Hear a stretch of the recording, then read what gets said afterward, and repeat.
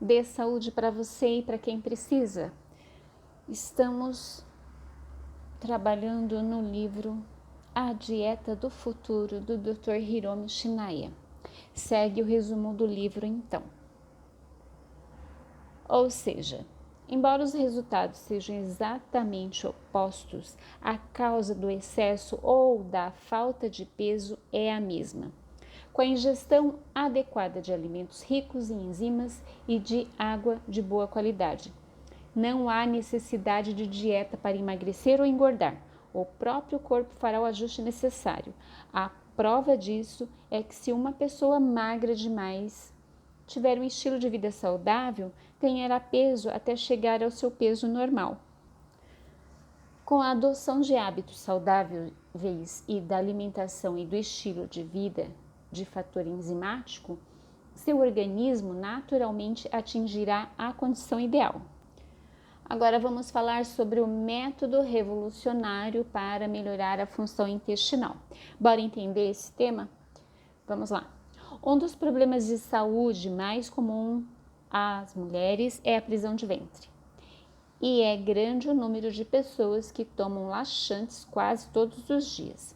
Entretanto, acredito que o excesso de medicação funcione como veneno. Quanto mais o intestino for estimulado com medicamentos, mais ele precisará de estímulos, que terão de ser cada vez mais intensos.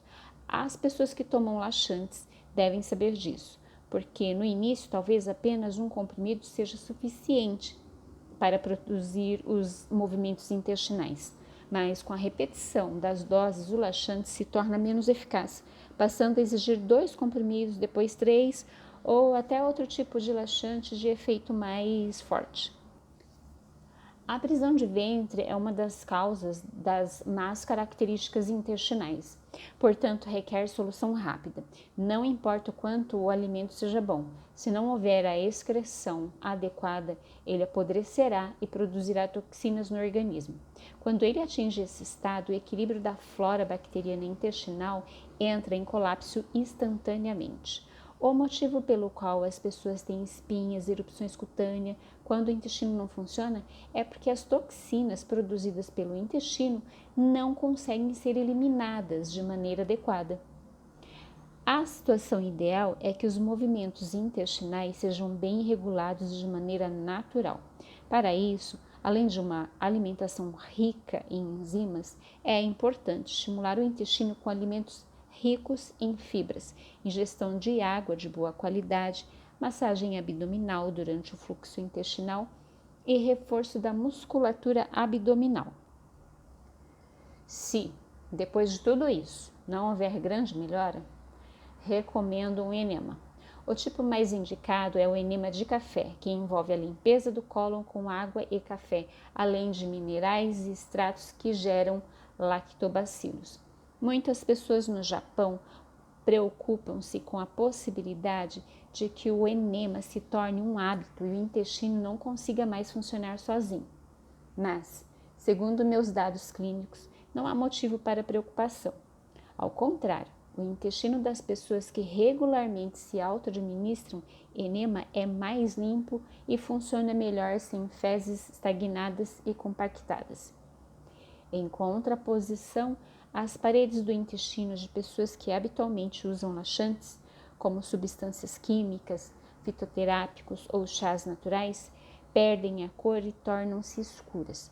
Quanto maior o uso de medicamentos, pior o estado dos intestinos, que gradualmente vão perdendo os movimentos. A ausência do movimento intestinal facilita a permanência de fezes compactadas no intestino, criando problemas. Tenho um amigo médico que, apesar de saudável, faz 2 enemas de café por dia. Não é por falta de movimentos intestinais, mas porque ele, inevitavelmente, ingere alimentos contendo substâncias que fermentam de maneira anormal ou permanecem no colo sem ser digeridas, mesmo com excreção suficiente. É melhor para o organismo que as fezes sejam excretadas o mais rápido possível, principalmente as que ficam do lado esquerdo do cólon, onde elas costumam acumular-se. Seguindo meu conselho, Já faz cerca de 20 anos que meu amigo adotou o hábito de fazer o enema de café e sua condição de saúde é melhor agora do que antes. Eu mesmo faço enemas de café com frequência. Como o enema limpa somente o lado esquerdo do intestino grosso, ele não afeta as funções do intestino delgado, que é onde ocorrem a digestão e a absorção. Sendo assim, não há nenhum motivo para preocupação. Que hábitos de vida impedem o esgotamento das enzimas fontes? Vamos ver comigo. As enzimas controlam a vida e a energia vital do ser humano. Até mesmo o ato de acordar e de dormir envolve a participação das enzimas. Se você dormir pensando na hora em que quer acordar no outro dia, certamente acordará naquele horário. Esse fato pode ser atribuído às enzimas, uma vez que o próprio ato de pensar não é mais do que as enzimas trabalhando no cérebro. Tudo que uma pessoa faz, seja movimento das mãos ou dos olhos ou uso do cérebro, depende das funções enzimáticas. O corpo humano foi projetado para manter a homeostase. A cicatrização de um corte e a recuperação da cor normal da pele depois do bronzeamento são exemplos de retorno do corpo à homeostase. As funções homeostáticas reagem com prudência à normalidade e tentam devolver ao organismo a sua saúde original e a situação de normalidade. Por isso, quando uma pessoa faz exercício extenuante, dorme às 3 horas da manhã em vez do horário habitual, ou acorda às 4 horas em vez das 6 da manhã, como de costume, o corpo tenta se ajustar a essas condições anormais. O que ajuda no controle da homeostase são justamente as enzimas. Se essas condições anormais ocorrem somente de vez em quando, o corpo consegue se ajustar a elas. Todavia, se elas se repetem com frequência, as enzimas fontes se esgotam, destruindo o equilíbrio enzimático do organismo. Por isso, a vida regulada evita o consumo excessivo de enzimas fonte. As pessoas que ficam acordadas até tarde ou que têm um estilo de vida prejudicial à saúde consomem um número muito maior de enzima fonte. Acredito que a verdadeira causa de morte por excesso de trabalho seja o esgotamento total das enzimas fontes. Ser médico é uma tarefa difícil, mas desde que ingressei na medicina, há 45 anos, nunca faltei ao trabalho por causa de problemas de saúde. Meu estilo de vida não esgota minhas enzimas fonte. Ao expor meu estilo de vida, não tenho a pretensão de que ele seja adotado por todos, pois cada pessoa tem seu próprio ritmo e o meu pode não ser o melhor. Mas seja qual for o ritmo, a vida regulada é absolutamente necessária para a preservação da saúde. A seguir, relaciono as minhas atividades diárias. Ficarei muito feliz se entre elas você encontrar alguma dica que lhe seja útil. Período da manhã. Acordo às 6 horas da manhã e começo meu dia com exercícios leves para as mãos, para os pés, que faço na cama. Depois de agitar ligeiramente as mãos e os braços, levanto-me da cama, abro a janela e inspiro profundamente o ar fresco da manhã. Isso me permite substituir o ar viciado que acumulei no pulmão. Depois volto para a cama, deitado de costas, faço alguns exercícios leves, levantando alternadamente primeiro os braços, depois as pernas e depois ambos os braços e ambas as pernas. Em seguida, faço um tipo de alongamento tradicional, que ativa lentamente a circulação sanguínea e os linfônodos. Depois que meu sangue começou a circular, levanto-me da cama, faço 100 golpes de karatê de cada lado e depois 5 minutos de alongamento simples. Terminando meus exercícios matinais, vou para a cozinha e lentamente tomo 2 ou 3 copos de água de boa qualidade a uma temperatura de 21 graus centígrados. Aproximadamente 20 minutos depois de beber a água, quando ela está entrando no intestino, como frutas frescas ricas em enzimas e 30 a 40 minutos mais tarde, tomo o café da manhã. O principal ingrediente do meu café da manhã é arroz integral, acrescido de 5, 6 ou 7 tipos de grãos, como acompanhamento, como verduras, legumes cozidos no vapor, soja fermentada, alga desidratada e um punhado de alga wakame reconstituída. Período da tarde. Um pouco depois das 11 horas da manhã, bebo cerca de 2 copos de água. 30 minutos mais tarde, como frutas quando estão disponíveis. Muitas pessoas comem fruta como sobremesa, mas recomendo que elas sejam consumidas 30 minutos antes das refeições, sempre que possível. Frutas frescas são ricas em enzimas e de fácil digestão. Por isso, ingeridas antes das refeições, elas ajudam as funções do sistema gastrointestinal e elevam a taxa de açúcar no sangue, evitando o excesso de comida. Mesmo durante as refeições, a ingestão de alimentos crus, como saladas, ajuda na digestão. É por isso que a salada é servida na entrada e as proteínas animais, como carne e peixe, são servidos na refeição principal. Como nem todas as hortaliças podem ser ingeridas cruas, costumo comê-las cozidas também.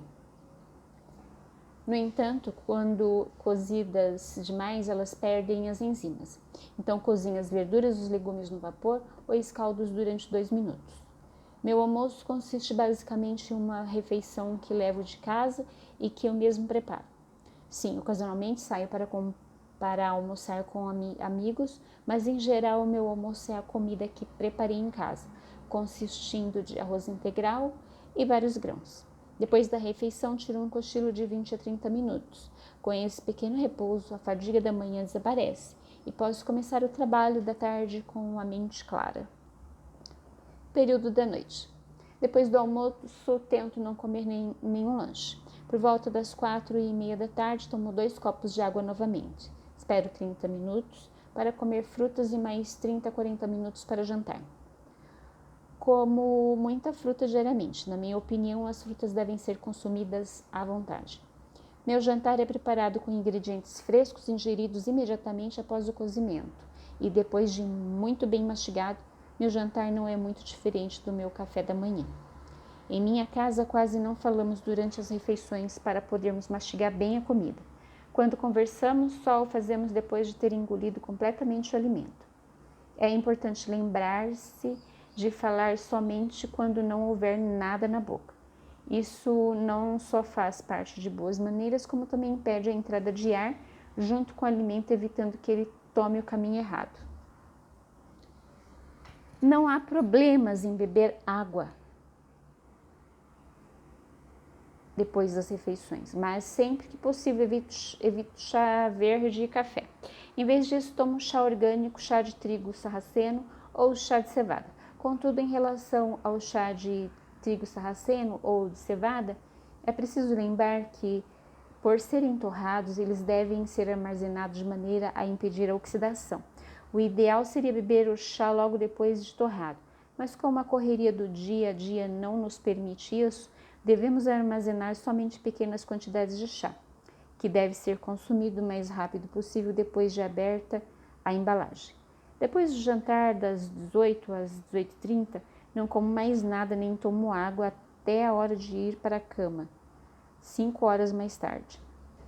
No verão, quando tenho sede, bebo apenas a quantidade de água suficiente para saciá-la, 1 copo, e no máximo 1 hora antes de dormir, mas é melhor evitar o consumo de água tarde da noite. Tire cochilos revigorantes de 5 minutos regularmente. Bora entender esse tema? Vem comigo. Depois do almoço, costumo dormir 20 a 30 minutos, mas quando me sinto cansado, em outros momentos, tiro cochilos revigorantes de 5 minutos. O mais importante neste cochilo é descansar em uma posição relaxante. Costumo relaxar, curvado sobre o ventre, mas quem relaxa com facilidade também pode dormir em uma cadeira com as pernas elevadas. Talvez alguém tenha curiosidade de saber como é possível livrar-se da fadiga em 20 ou 30 minutos. Isso eu vou explicar no próximo vídeo. Dê saúde para você e para quem precisa. Até mais!